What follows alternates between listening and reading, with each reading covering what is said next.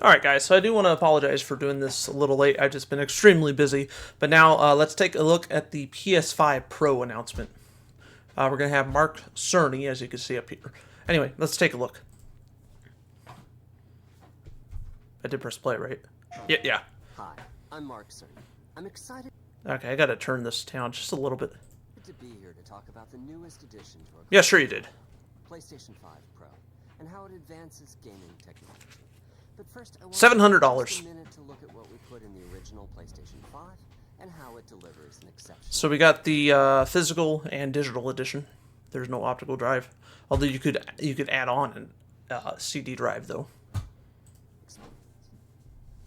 or at least to the newer When digital PS5 editions you debuted can. in 2020, it brought a lot to the table.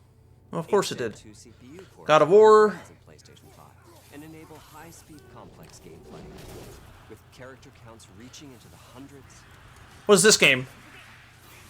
and frame rates that can be as high Borderlands? Is this Borderlands? PS5 has a powerful RDNA 2 GPU, which can render anything from intricate details. Was that tumor? to No. fantastic worlds with vast panoramic Wuhong or Wuhawk? Ray tracing allows for dramatic visual improvements. Star including Wars? reflections off of water or glass, and the realism that comes from real. That's not Avatar, is it? Oh, it is Avatar. Custom Ratchet and Clank. data at breathtaking speed, resulting in ultra-fast transitions between game worlds. And data Spider-Man. speed rates so high that traversal speeds are essentially unlimited. I'm gonna pause this for a second. I wonder if they'll make a Spider-Man 3. A game. I'm not talking about the movies, but just a Spider-Man 3. That would be kind of cool. Now that I think about it, I know there actually was a Spider-Man 3 video game based on the movie, but I'm talking about the Insomniac title.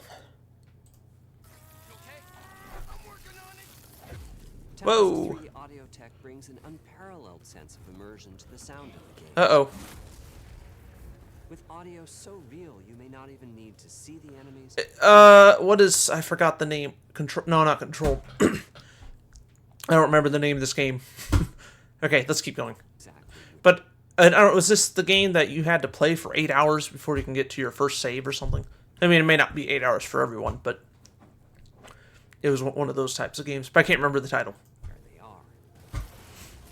Wish I had my water in here. The DualSense controller has haptics that let you feel through your hands what your character is There's control. experiencing inside of the game. It's wonderful to see such variety and richness of game experiences. I played a little bit of Control. Amazing use of the I need to stream it. When I talk to them, I do hear about their desire for more graphics performance. The dreams of the developers are bigger than can be supported at 60 frames per second, and that leads to an aspect of modern gaming that we're all familiar with. Graphics. Modes. It can be a difficult choice for players. I'd rather go with... Fidelity modes emphasize the visuals, typically through higher resolution rendering. I'd rather have higher frame rate. If I had to have one or the other, like say, oh no, you can have 120 FPS at 1080p, or play the game at 60 FPS at 1080p, or 4K 2160p. I think I'd rather go with 120 FPS, unless it was like, I mean, obvious, maybe if the game was like gonna look 240p, I don't know, then I would probably go with this 1080p at 60 FPS. Or 2160p at 60 FPS. But I mean, for the most part, 99% of the time, I'm going to prefer a higher frame rate than performance. Than graphics. Or use more ray tracing. But the games only run at 30 frames per second. The visuals can be choppier. Yeah, I was reading that some people were kind of upset about that. And the controls less responsive. Performance modes emphasize frame rate. And Ghost of Tsushima. typically choosing to run I need to get that. 60 per second, I have it on PS4. I just never opened it. But I'd rather play it on PC. mainly by reducing. Oh, look at that. That kind of looks cool. There's not a big well, I mean, if someone's watching this later, they'd probably, oh, Sonic, we disagree. This one on the right is much better. I mean, yes, it is better, but it looks pretty similar though.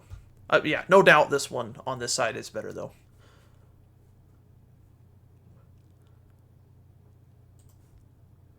detail until those frame rates can be achieved. When asked to decide on the mode, players are choosing performance about 3/4 of the time. Removing that decision, or at least narrowing that divide, is one of the key targets for probably sounds about right. We want to give players All right. the graphics that the game creators aspire to, at the high frame rates that players typically prefer.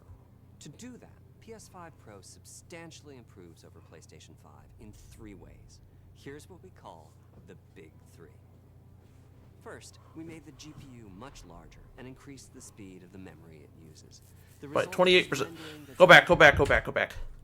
So 67% compute units, and increase the speed of the memory. 28% faster RAM, Is rendering that's up to 45% for larger GPU. Second, we made Advanced ray tracing. upgrades to the ray tracing, taking a streamlined and accelerated approach that allows calculation of the rays at double or even triple the speeds of PlayStation 5.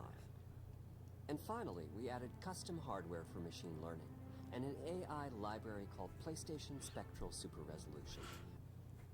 PSSR, shouldn't it be PSSR? Or PSSR for short. PSSR But whatever. analyzes the Oh, hold on. Wait. Yeah. Oh, hold on. No. or PSSR for PSSR. Maybe it should be PSSSR. short. PSSR analyzes Because we say, when you talk, PlayStation 5, you'll say PS5. You're not going to say P5. the game images pixel. Maybe they think that's too many and S's. add an extraordinary amount of detail, which boosts the effective resolution of the games. Game creators are adding PS5 Pro support to new and existing titles, and with the big 3 in I don't think I'm similar with the PS4 Pro. I'm guessing that there's not going to be any exclusive games. Now, whether that remains to be the case forever, I say forever, but until their new console, someone's talking in the hallway, then I don't know. I mean, unlike Nintendo, you had the Game Boy to the Game Boy Color, which was a mid-gen upgrade. Yes, there was the Game Boy Light. The Game Boy Light was pretty much the same as the Game Boy, just it was brighter. But Game Boy Color was more of an upgrade to the Game Boy because, there were a ton of exclusives on there, but it was still the same generation. But when you went to like the 3DS to new Nintendo 3DS, and then the same for 2DS. You didn't get as many exclusives, but there were some exclusives that would not play on the regular 3DS or 2DS. But so far, it doesn't seem to be that way with the Pro. At least for the PS4. I would imagine PS5 Pro will be the same, but maybe down the line something will change. I don't know. Can be pretty amazing, with graphics showing something like fidelity levels of detail, but at double the frame rate. Here's Last of The Us Part Last of Us 2. Part 2 running on PS5 Pro. Looks pretty good at 60 FPS. Of detail and targets Well, super smooth. it might actually be 120, but this video only goes up to 60 FPS. With 60 frames per second. Oh, it is. Okay. Let's compare this to the fidelity mode on PS5, which is Oh, yeah, look at her hand. It looks more realistic on the left side than the right side. But you have you can't tell now because it's stuck on a frame. So you got 0 I guess now it's 1 FPS. But you get what I'm saying. This was 60 FPS. This one is 30 FPS or below 30 FPS, but around 30 FPS. I'd say 25 to 30 FPS. which is only running at 30 frames per second. But yes, but basically 30. Choppy.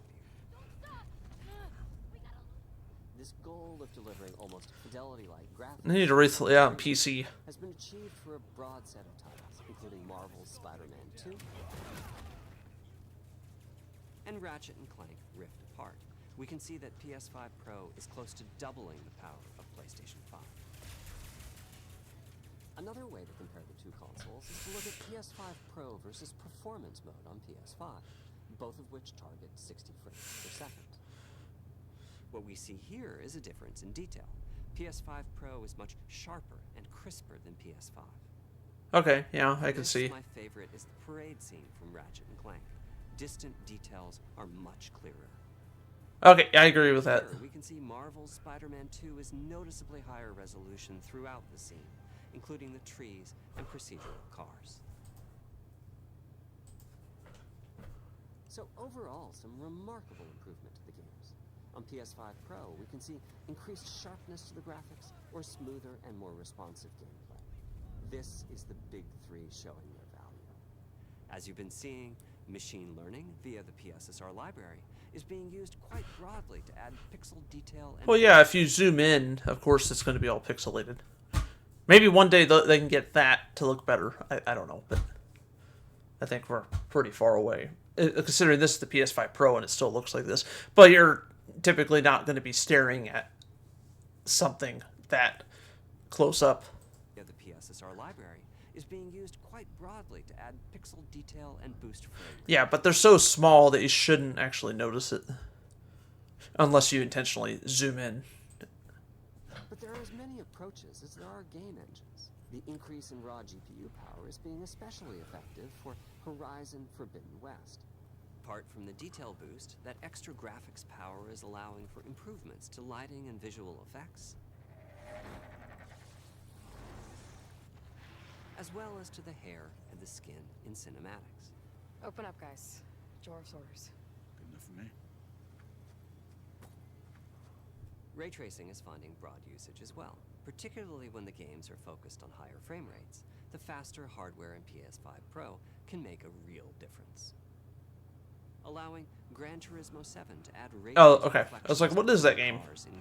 I was going to say Forza, but that's Microsoft. Continuing to support their targeted 60 frames per second.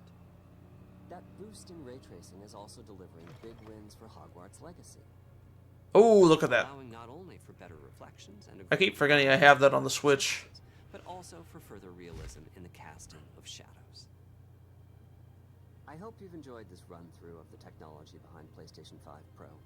Simply put, it's the most powerful console we've ever built, and a worthy addition to the PS5 family. Let me wrap this up by giving you a quick look at a number of games. At least he's friendly. A little too friendly, though. Like, look at that smile. No. Hold on. I didn't realize I was going to play music.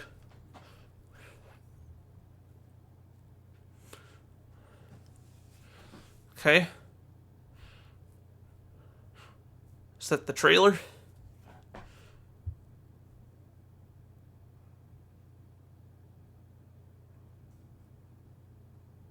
I'm going to have it muted because of copyright.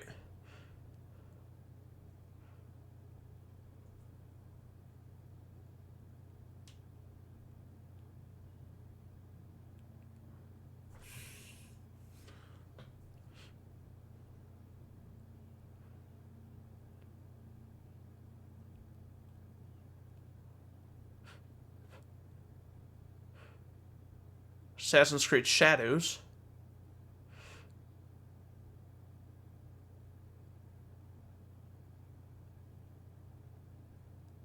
Spider-Man. Hogwarts Legacy. I wonder if that'll get a sequel. Horizon. What else do we have? I'm not sure what game this is.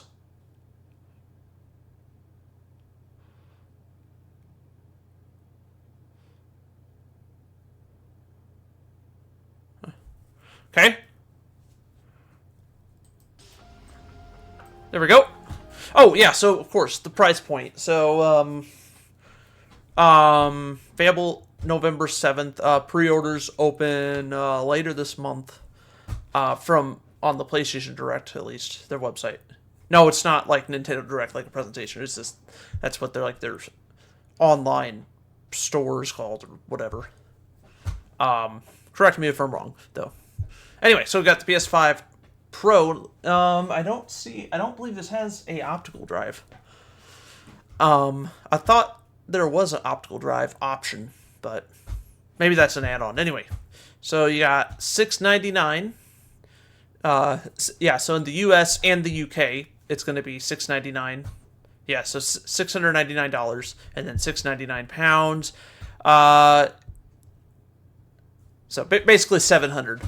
In Europe, you got 800 euros, and then we got Japan, basically 120,000 yen. Now it says includes tax. Obviously, that doesn't literally mean taxes included with the price. So you're going to be paying more if you live somewhere where there's a sales tax. You pay $6.99. You're going to be paying more than $6.99. But that's common sense. I get what they're saying. It's just could have been worded differently though. But anyway, vertical stand sold separately. That doesn't surprise me. Didn't the original PS5 and PS5 Digital Edition do that too? Anyway, but that is expensive. Or is it going to be similar to like the PS3, where it was so expensive that it didn't sell very well at first, and then like 2 years later they lowered the price, and then the PS3 sold fine. But it could have. I think the PS3 could have easily reached over 100 million units. But I think part of the reason it didn't was because of the original price point for like the first several months or first year or whatever. Anyway. Okay. So yeah, it's obviously more powerful, twice as powerful, I guess, from what it sounds like. So what do we have? We got a black screen for the rest. Okay, that's nice. Good job, Sony. This was originally. I wonder if it was originally a live stream and it was supposed to say something, and then they edited it and forgot to edit this part out. I don't know, but yeah, let me know what you guys think of the PS5 Pro. A little disappointing. I mean, say if the PS5 Pro was the PS5 back in 2020, in 2020, I think people, I still think $700 is expensive, but say if they sold it in 2020, I don't think people would be as upset about it. But I don't know. Maybe it could sell fine for all I know. But I'm kind of thinking it's going to be similar to the PS3. But I could be wrong. I could very well be wrong. I've been wrong before. I'm sure I'll be wrong again about something down the line multiple times. Anyway, I want to thank you for watching. Let me know your thoughts. This video went on for 18 minutes. Well, my video. I'm not talking about the Sony presentation.